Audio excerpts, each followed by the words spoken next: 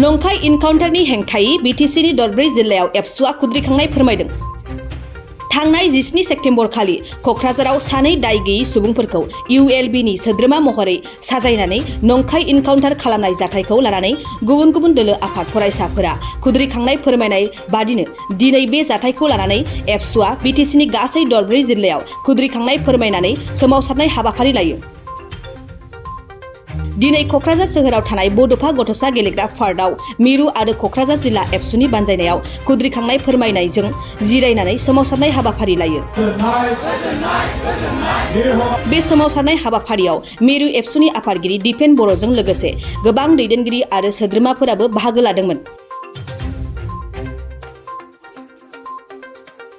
गुबुन फारसेथिं चिरां जिल्ला एबसु, चिरां जिल्ला ट्राइबेल संघ, चिरां जिल्ला बर' थुनलाइ आफाद जुथायै 2 घन्टा सोमावसारनाय हाबाफारिखौ काजलगावनि जिल्ला बेंगिरि मावख'नि लांगोना मोखाङाव लायो।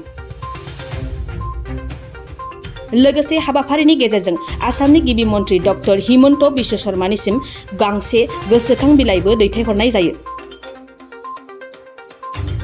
बेबायदिनो बाक्सा जिल्लानि मसलपुरनि बाथौफुरियावबो बाक्सा जिल्ला एबसु आरो बाक्सा जिल्ला फरायसा समाजनि बानजायनायाव मोननै सोमावसारनाय हाबाफारि लानाय जायो।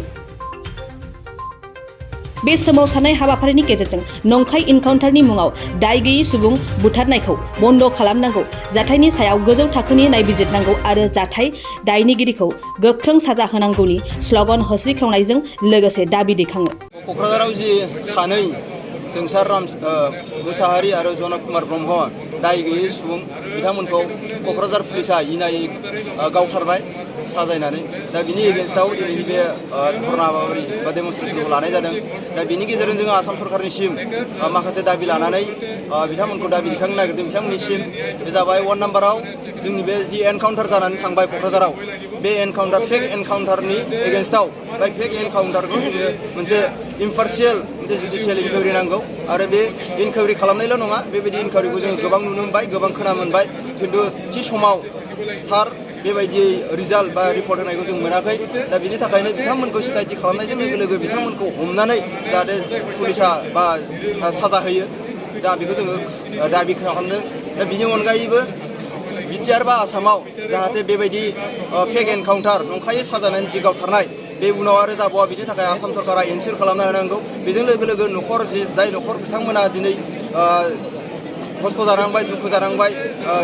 सुबुं गोमाजाबाय सानै सुबुं, दा बिथां न'खरमोननिसिम नांगौ बायदियै कम्पेनसेसन होनांगौ, बे जोंनि दाबि। दा बेजों लोगो लोगो आङो बेखौ बुंनो नागिरदों, जाय बिथांमोना दिनै गोदान आफाद दानानै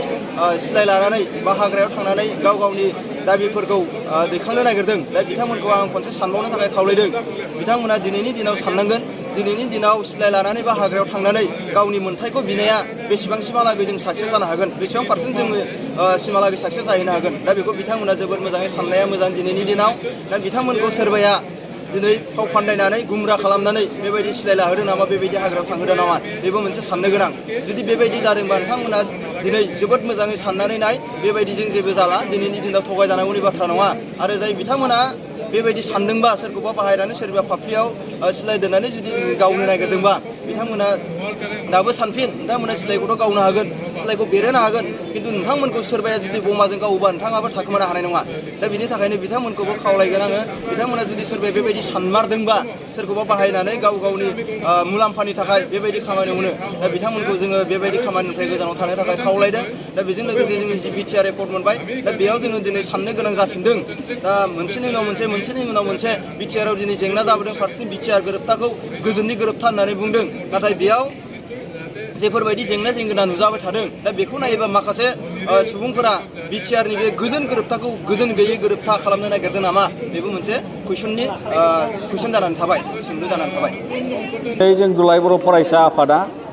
बिटिआरनि मोनब्रै जिल्लानि सिङाव डेपुटि कमिशनारनि लांगोना खाथियाव जोङो 2 घन्टानि मोनसे धरना हाबाफारि लादों जायाव जोङो जि इनजास्टिस मोनसे जालांबाय फेक एनकाउन्टार मोनसे जालांबाय क'क्राझाराव बिनि फारसे नोजोर बोनानै आरो गासै तथ्य पार्टी जों फाइन्ड आउट खालामनानै नागिरनानै दिनै जों मिथिनो मोनो आरो जों न'खरावबो थांबाय आरो न'खरनि सोद्रोमाफोरजों जों रायलायबाय सावरायबाय आरो गासै जि मोनसे जाथाय बे जाथाया माने बिराद गिदिर मोनसे फान्दायनायनि गेजेरजों बे जोंसार आरो जनक कुमार ब्रह्म बिथांमोनखौ माने एनकाउन्टार खालामनाय जादों आरो बिनिखायनो बे फेक एनकाउन्टारनि एगेन्स्टै जोङो दुलाराय बर' फरायसा आफादनिफ्राय दिनै आरोबाव धरनानि गेजेरजों जों स्पष्टयै मानगोनां आसामनि चिफ मिनिस्टार बिथांनिसिम मोनसे आर'जलाइ जों दैथायहरगोन जायाव जोंनि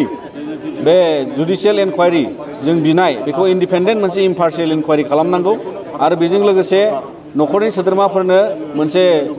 फोलोमनो हानाय जि अनसुंथाइ बेखौ सरकारनिफ्राय होनांगौ बेखौ जों दाबि दैखांदों दा लोगोसेयै इयुनाव जाहाथे आरोबाव बेबायदि फेक एनकाउन्टार जाया बे फारसे नोजोर लानो थाखाय जोङो खावलायदों मानोना बिटिआर गोरोबथानि उनाव जे 2020नि जोंनियाव 27 जानुवारिनि उनाव दिनै बे मोनसे बिराद गिदिरथार मोनसे फेक एनकाउन्टार जादों आरो बे जेराव जोंनि ओनसोलाव गोजोन थासारिया मोनसे सम फैबाय आरो गोजोन महरै जोंनि ओनसोला दंगासिनो दङ आरो बिनिखायनो बे गोजोनाव जाहाथे अराय सम डिस्टार्ब खालामा आरो बे गोजोनै थानो लुबैनाय जों सुबुंफोरखौ बर' हारिखौ जाहाथे आरोबाव बेबायदि नासयनाय थासारिजों एनकाउन्टार खालामनानै बे जोंनि लाइमोनफोरखौ जाहाथे बेबायदि सिलिंखार खालामा जों बेखौ खावलायो आरो बिनिखायनो दिनै बे धरनानि गेजेरजों जोङो आसाम सरकारनिसिम बेबायदि मोनसे खौरां जों दैथायहरगोन जाहाथे इयुनाव आरोबाव बेबायदि जाथाय जाया आरो बिटिआर सुक्ति जाखांनायनि उनाव सान्थिया जाबायमोन जोंनि ओनसोलाव नाथाय बे सानै बारबो एनडिपिखौ बुथारनायनि आन्दोआव माबा मोनसे असान्थि खालामनायनि षड़यन्त्र थानो हागौ दिनैनि समाव जोङो सिगांनिफ्राय माखासे षड़यन्त्रखौ जोङो माने सोरबाया लानाय बेबायदि मोनसे थासारि जों नुहुरो मानोना गोबां माने बायदिसिना सुबुंफोरनि थुननायाव दिनैहाय बिटिआर सुक्तिनि उनाव सिलाय लाग्रा आफाद जोनोम मोननायनि मोनसे लामा फैदोंमोन नाथाय एनएलएफबि होननाय आफादा फैफिननायनि उनाव आरोबाव दाखालि सानब्रै सिगां जाय बिथांमोना गावसोरखौनो ULB होननानै फोसावनानै लाबाय दा बैफोरबादि मोनसे थासारिया दिनै बर' जाथि बा बर' हारिनि थाखाय मोनसे गनायथाव सम नङा जाय समाव दिनै सिलाय भारतनि आन्दलनजों फैयै फैयै जानिबो सुबुं जोङो मुंख्लं जालांबाय आरो गोबां सुबुङा बेबादिनो पुलिस मिलिटारि एनकाउन्टार फेक एनकाउन्टारजोंहाय रुंसारि जानो गोनां जादों दा नंखायनो जोङो दिनै खावलायगोन जे बेबादि मोनसे थासारिनिफ्राय बयबो जानगाराव थानांगौ आरो बेबादि गोजोन थासारिखौ नस्थ' खालामनाय एबा सिमफायनायनिफ्राय माने बिथांमोना गोजानाव थानांगौ जाय जि राहाया दिनै गोजोननि महराव आरो गणतान्त्रिक महरै गोबां हाबाफारिखौ जों लालांनो हायो आरोबाव जोंनि जेसेबां अभाब अभिजुग जे समाजाव रांखान्थि बिथिं समाज जौगानाय आरो सोलोंथाइ जौगानाय बे खामानियाव जों बयबो मुखुब जानानै दिनै हारि जौगानायनि खामानि मावनो सम फैबाय दा बिनिखायनो जों गोजोनखौ अरायसम हास्थायो आरो बेबादिनो इयुनाव जाहाथे बेबादि मोनसे थासारि दाफैथों आरो इयुनाव जों लाइमोनफोरखौ खावलायगोन जे बेबादि मोनसे बिग्रायारि आफाद जोनोम होनानै दावहा नांनांगौनि बे सम गैया आरो दिनै सिलायनि दावहाया गासै आसामाव जोबनायनि लामा लागासिनो दङ आरो बेखौ फोजोबनानै लानांगौआ बे जोंनि दायथ' दा बिनिखायनो जों बे फारसे नोजोर बोनानै खावलायो जाहाथे आरोबाव फिन बेबादि मोनसे थासारि जोंनियाव फैया दिनै जोङो गोबां थासारिखौ गोदान महराव माने प्रसासन बिफाननिफ्रायबो लानायखौ जों नुदों जाहोना जाबाय जे जाय बिथांमोना बेफोर नैबे फेक एनकाउन्टारखौ लानानै जों गासै दल संगठनफ्रा जुदिअ प्रटेस्ट खालामदोंबाबो आन्दलन खालामदोंबाबो दिनै माखासे सुबुंफोर दङ जे बिथांमोना ससियेल मिडियायाव माने गोबां रोखोमनि प्रसार गाज्रि राव बाहायनाय गाज्रि बाथ्रा लिरनाय सरकारनि एगेन्सै एबा जोंनि माखासे दैदेनगिरिफोरनि एगेन्सै दा बेफोर बाथ्राया गनायथाव नङा मोनसे गोग्गो समाजाव गोग्गो महरै प्रतिबाद खालामनाय प्रटेस्ट खालामनायनि बयहाबो मोन्थाय दङ